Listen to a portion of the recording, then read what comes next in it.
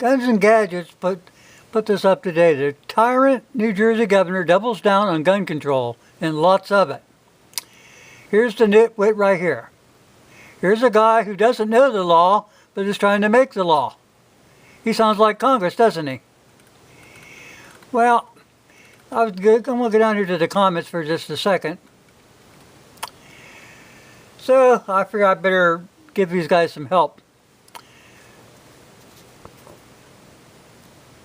Well, that anti-gun governor best read the preamble to the Bill of Rights, where they expressed a desire in order to prevent misconstruction or abuse of the government. They added further declaratory and restrictive clauses to the Constitution in the form of amendments. Congress is restricted, even constitutionally barred, from infringing upon your firearms.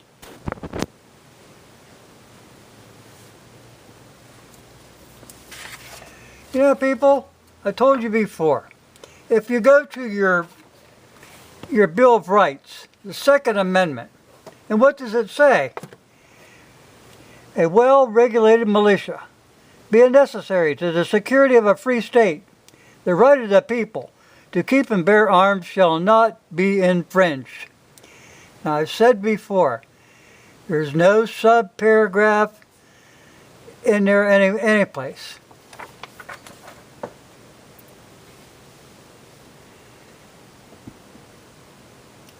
It might stipulate what an acceptable infringement would be.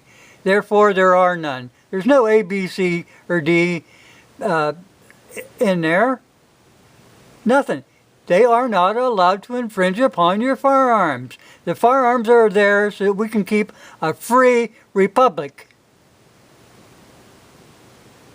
That's what they hate. They're trying to destroy the Second Amendment. In fact, they're trying to destroy the whole Constitution.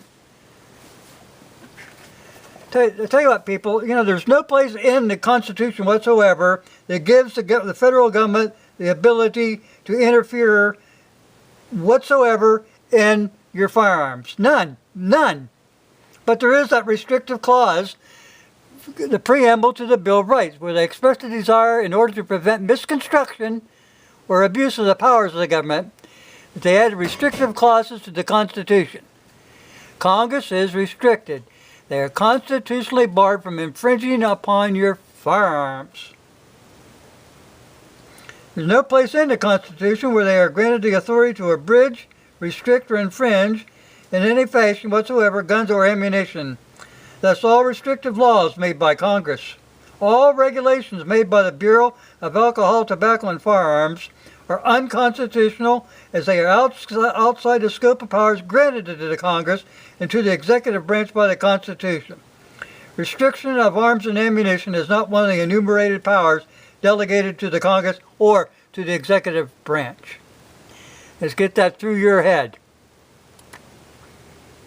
No place, people. Just wanted you to know that.